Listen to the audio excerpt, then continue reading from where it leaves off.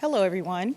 My name is Mecca Abdullah Jordan, and I'm an administrator with the City of Fort Wayne, specifically Neighborhood Code Compliance.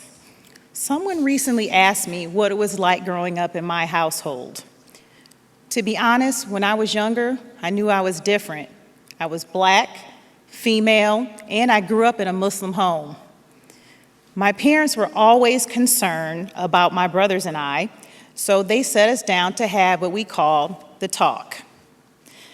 For those of you who do not know what I'm referring to when I say the talk, it's an unfortunate conversation or lessons Black parents have to have with their Black children. And this is to ensure that they come home safe and sound from something simple like a high school football game, a gathering with friends, or even a simple trip to and from the grocery store. For each family, they have their own talks.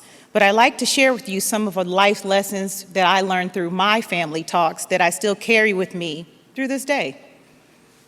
Number one, be self-aware.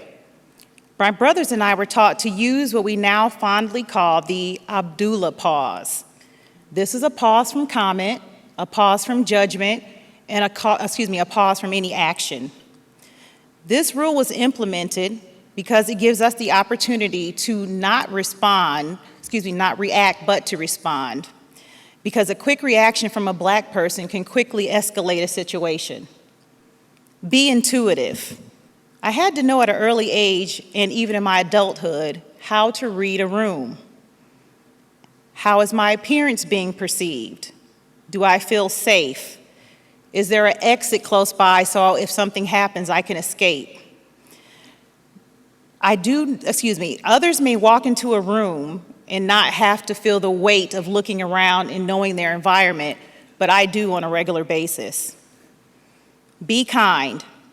My grandmother was fond of saying that one of the beautiful gifts of life is no man can sincerely try to help another without helping himself. She said not to let your situation or circumstance alter your humanity, no matter what someone says or does. This honestly is still difficult for me at times since I see so much negativity in the world, but I do remain hopeful. Seek diversity. I was encouraged to seek meaningful connections with people that don't think like me or who don't look like me.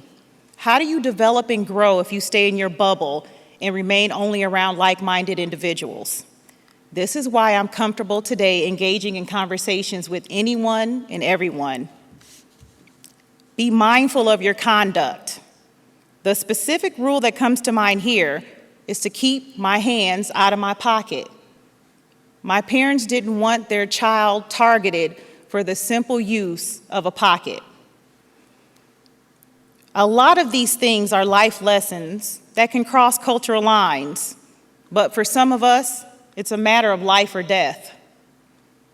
These lessons have helped shape who I am today, and I know they were taught to me to help navigate through life. I'm proud to be a participant in the United Front Initiative because they're helping facilitate meaningful conversations, which I hope will yield a sustainable impact. Imagine if all the households and offices, including my own, engaged in talks on diversity, equity, and inclusion. There'd be new ideas generated, there'd be creativity that's increased, and different perspectives taught. And I can finally stop thinking about pockets. To paraphrase Nelson Mandela, knowledge is the most powerful tool you can use to change the world. The United Front Initiative is a great tool for us to have in our Change the World toolbox.